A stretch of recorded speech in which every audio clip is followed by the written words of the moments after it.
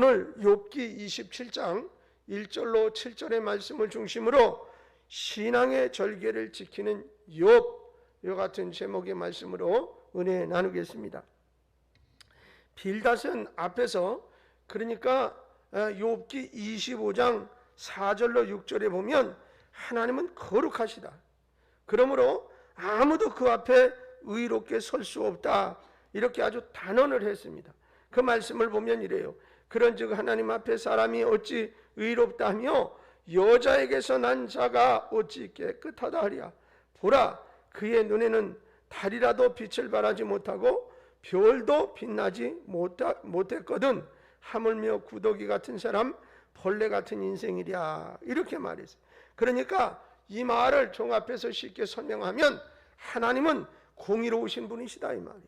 그렇기 때문에 죄를 벌하지 않을 수가 없고, 그렇지 않을 경우 하나님은 의로운 분이라 말할 수 없다는 거예요.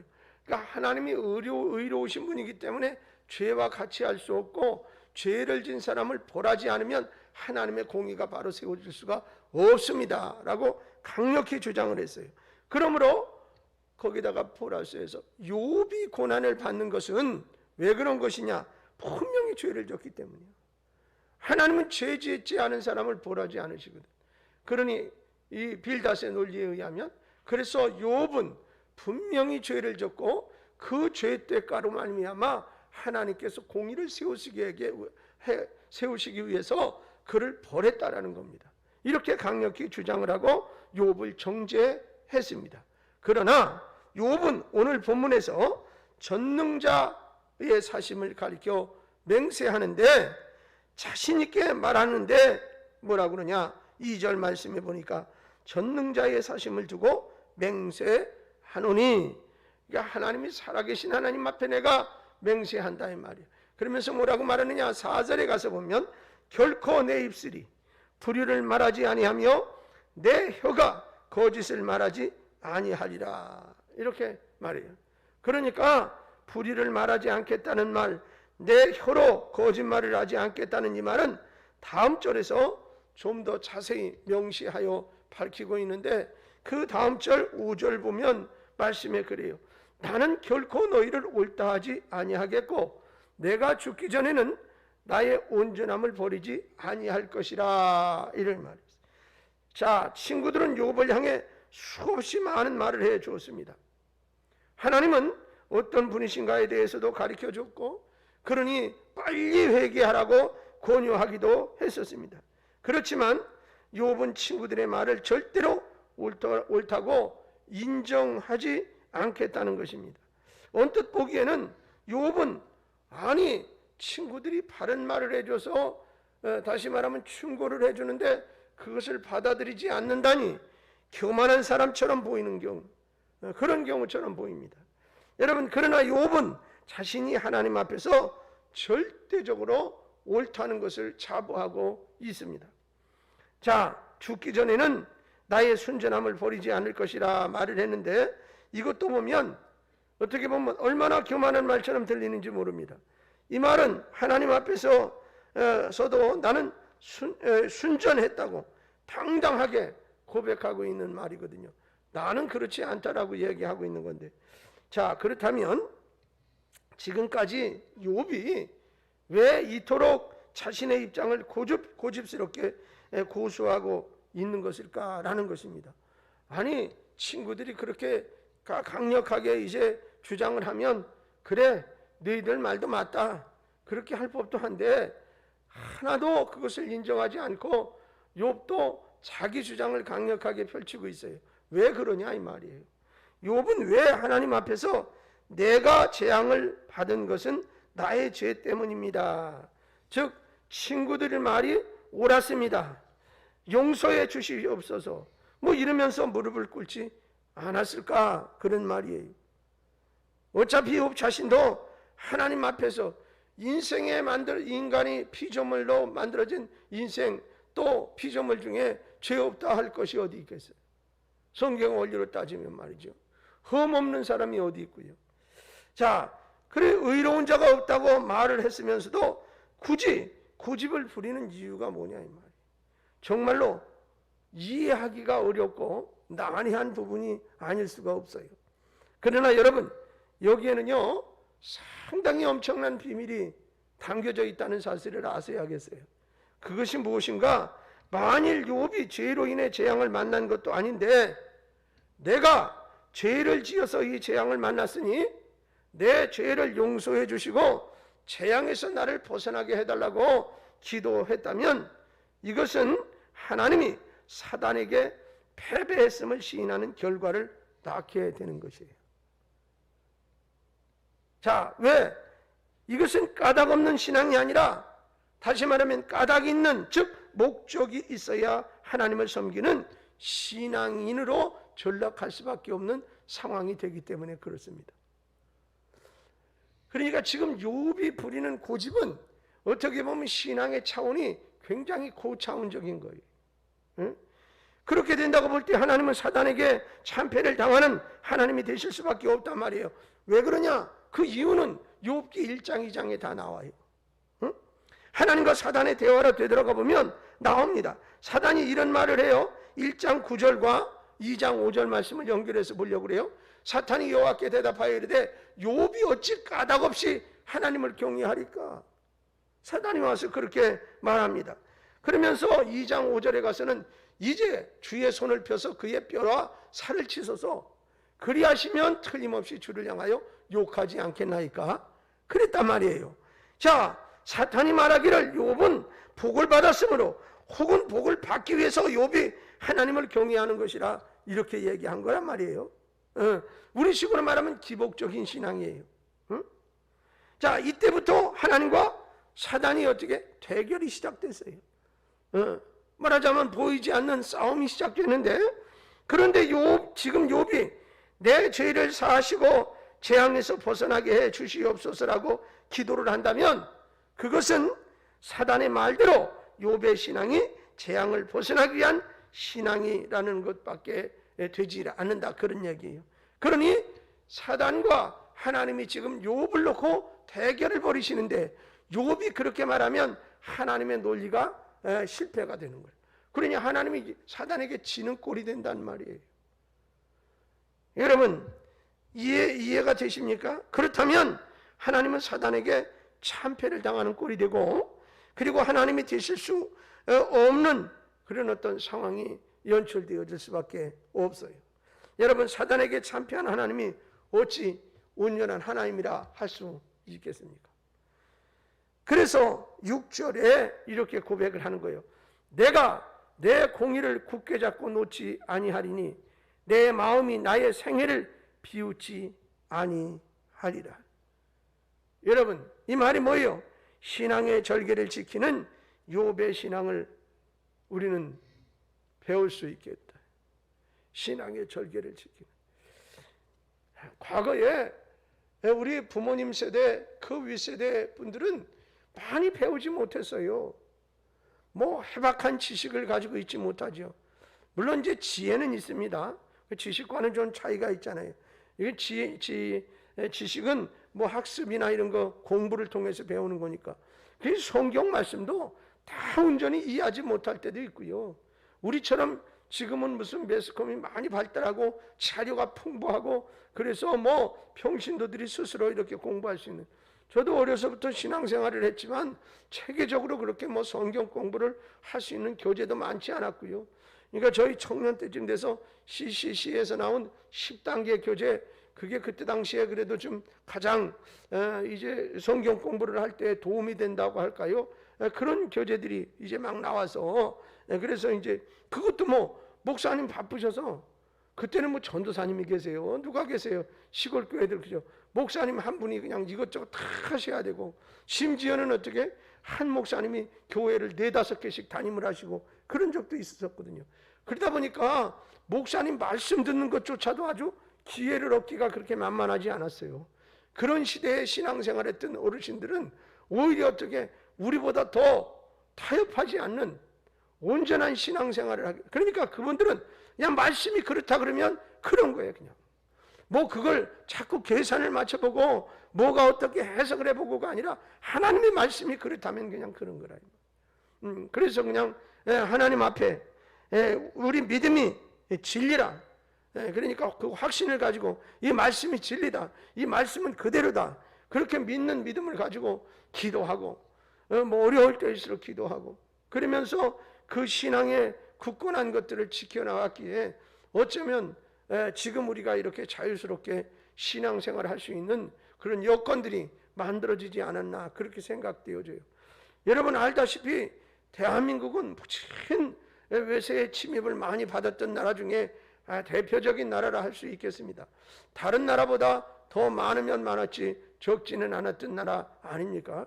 그리고 사실 반도국가에 이제 지도를 펼쳐놓고 보면 손바닥만한 조그만 나라밖에 더 되겠어요.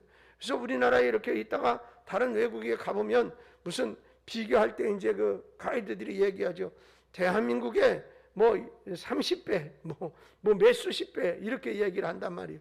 그러니까 우리나라는 참 땅덩어리도 좁고 그러다 보니까 우리나라처럼 도시에 이제 사람들이 모여 사는 곳에는 땅이 좁다 보니까 땅값도 비싸고 그러다 보니 어떻게 해요?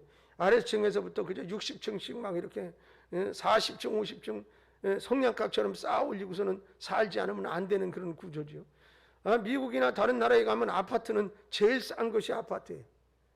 왜? 단독주택 가지고 있고 아파트는 도시권에서 직장 생활하는데 왔다 갔다 하는 호스피탈 이제 그 뭐 호스텔 같은 그런 개념이라 그냥 직장 생활에 왔다 갔다 하는 임시 거처에 불과한 그런 정도 수준인데 우리나라는 어디 대출을 받을 때도 아파트가 제일 많이 해주고 단독주택은 더 싸요. 그 기현상이 일어나는 나라가 대한민국이거든요. 그런데 어찌됐든 간에 이 나라가 이렇게 빌딩 숲을 이루고 눈부신 경제 발전을 이루어서 세계 10위국가를 이뤘다는 것은 세계 모든 사람들이 말하기를 기적이라고 얘기했어요. 그런데 거기다 플러스해서 한강을 중심으로 해서 한강의 기적이라 이런 말을 붙였던 것이지요. 여러분 상상을 해보세요. 우리는 일제시대 때를 겪었어요. 36년간이나 자유를 잃어버렸고 그리고 수많은 사람들이 그 자유를 찾기 위해서 피 흘려 순교하고 순국하고 이렇게 했던 그런 이제 나라입니다. 그 이후에 해방 이후에 어떻습니까? 남과 북이 갈라지는 과정도 보면 참 대단해요. 순간에 힘이 없으니까 아니 다른 나라가 지들이 뭐라고 우리를 마음대로 잣대를 긋고 가르고 그러느냐고. 힘 없으니까 그런 거 아니에요. 그래서 소련과 미국이 갈라먹어가지고 반절씩 나눠가지고 이런 상황이 됐고 그때 갈라졌을 때 보면 북한이 우리보다 경제 사정이 더 좋았고 그리고 어떻게 더 힘이 있었어요. 그러니까 만만하니까 전쟁에서 남한 홀딱 먹어서 통일하려고 그랬던 거 아니에요. 공산통일. 그러니 6.25를 겪으면서 폐허가 된 나라가 됐습니다. 모든 기관시설도 다 파괴되고 수많은 생명이 목숨을 잃고 그야말로 다시 한번 재기할 수 있는 힘도 다 잃어버린 나라였어요. 이것을 극복할 수 있는 힘의 원동력이 어디 있느냐 이 말이에요. 저는 단연컨대 얘기하고 싶은 것은 부모님들의 세대들이 그 찬바람을 맞으면서 그리고 다 몰려가지고 저 부산 끝트리까지 몰려갔어도 천막을 치고 거기서 하나님을 찬양하고 예배한 그 힘의 원동력이 이 나라를 세워간 줄로 믿습니다. 그분들이 많이 배우지 않았어요. 뭐 논리적으로 뭘 많이 알지도 않았다고요. 그러나 오직 하나님은 함께 하시고 그 하나님이 나와 함께 하실 때 못할 일이 없다라는 그 믿음, 든든한 믿음 하나 가지고 버티고 버텼던 거죠. 어쩌면 어머니가 자식들을 키울 때 자식들을 어떻게 키웁니까? 그죠? 그냥 고생도 그 자식 때문에 하고 못 먹을 거 잡술 거 못 이렇게 금식해가면서 자식 키우느라고 애를 쓰고 그렇게 늙어갔던 부모님들의 세대의 희생이 지금 대한민국을 이루지 않았어요. 경제발전도 그래요. 기적 같은 일들이 일어났다고요. 그러니까 세계 모든 나라들이 기적이라고 그러잖아요. 그런데 어찌 지금 각 초등학교나 중고등학교에서 선생님 되셨다는 분들이 우리 남한이 북한을 먼저 침공에 들어갔다고 가르칠 수 있단 말이냐고요. 그냥 하나만 얘기하자고요. 우리가 침공을 했으면 유엔이 135개 나라가 대한민국 남한을 왜 도와주러 왔냐고. 우리를 버려야지 맞지. 그리고 오직 북한을 도운 거는 중국하고 소련 이 공산주의 국가 몇 개 없잖아요. 그것만 통계적으로 봐도 누가 먼저 잘못했는지를 알 수 있는데 낯짝 두껍게 어떻게 뻔뻔하게 말이야 강단에서 선생님이라는 작자들이 거짓말을 막 하고 말이지. 이런 시대에 우리가 지금 살아가요. 그런데 중요한 것은 뭐예요? 신앙생활하는 우리도 하나님의 말씀이 진리고 이 말씀대로 살아야 하고 이 말씀이 기준이어야 하는데 세상의 논리나 이런 것들에게 그 신앙을 뺏겨서 그래서 어떻게 그 일을 찬성하고 또 정치적인 논리로 그것을 동의하는 사람들이 자꾸 생겨난단 말이죠. 여러분 과거에 신앙인들은 그렇지 않았어요. 신사참배 안 하려고 옥에 갇히기도 하고 생명을 던져 생명을 빼앗기기도 했고 6.25 때도 마찬가지예요. 제일 무섭고 두려웠던 게 신앙생활하는 교인들이 제일 무섭고 두려웠거든요. 여러분 우리의 신앙을 다시 한번 돌아봐야 할 때가 아닌가라는 생각을 갖습니다. 이런 코로나와 같은 어려운 상황 이것 전부가 아니에요. 여러분 이 코로나 뒤에 올 이 엄청난 절망적인 어떤 상황과 환경들이 성경은 이미 예언되어져 있다고. 이건 서두에 불과의 시작이에요. 질병으로 따질 것 같으면 코로나 이외에 더 많은 바이러스가 이제 만들어질 것이고 이미 벌써 코로나 바이러스도 변이를 거듭해서 이러고 오늘 어떤 글이 올라왔는데 보니까 어느 목사님이 안타깝게 호소를 해요. 청와에다가 1,000원 청원을 했어요. 왜냐하면 자기 교회 성도가 이제 50살이고 부인이 48살인데 이런 복지센터에 근무를 하게 되어져서 그래서 코로나 바이러스 접종을 일찍 했다는 거예요. 그래서 1차로 아스트라제네카 맞고 그 다음에 2차로 모더나 맞고 심정지가 와가지고서 병원에서 지금 인공호흡기로 호흡을 하고 있어요. 그러니까 그 남편이 너무 안타까워서 이제 의사들 뭐 이런 데 백방으로 뛰는데 인정을 않는 거예요. 그러니까 이분이 그렇게 말했어요. 대통령이 분명히 대통령님이 나오셔서 접종을 하고 이상이 생기면 국가가 책임지겠다고 말씀하지 않았느냐 이 말이에요. 그러니 그 법이 아직 안 만들어졌으면 선 조치하고 후 어떻게 결과를 어떻게 하더라도 지금 죽어가는 사람 살려야 될 거 아니냐. 하루하루 병원비가 말이죠 엄청나게 들어가고 있고 고3, 중2 아이들 둘 엄마 손길이 필요하고 그 아이들을 하고 가르치려고 조금이라도 보탬이 되려고 말이지 직장이라고 잡아가지고 이제 출근하려고 그렇게 준비하던 부인이 눈물을 막 흘리면서 영원히 내 곁에서 사라질 것이고 우리 아이들 곁에서 이별할 것 같아서 두렵고 떨린다고 말이에요. 그러면서 그분이 또 그러다 보니까는 공부를 많이 했더라고요. 막 이제 코로나로 인해서 예방접종으로 인해서 죽은 사람 통계를 막 다 들이대고 그러면서 여러분 말씀드렸지만 이 백신이 완전하지는 않아요. 그러나 맞아야 되는 것만은 사실이요. 그럼 잘못된 것은 책임지겠다고 그랬으면 책임져야 되고 일본 같은 경우에는 우리처럼 교차 접종은 안 합니다. 왜? 인정 못하기 때문에 안 하는 거예요.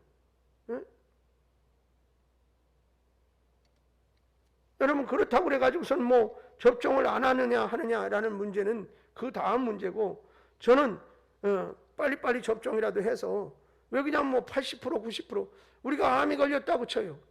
그랬는데 암을 뭐 가지게 우리가 항암 주사 맞고 뭐 이렇게 할 때 보면 몇 프로 확률이 있는 거냐 이렇게 얘기할 때 사람마다 각자 다 달라요.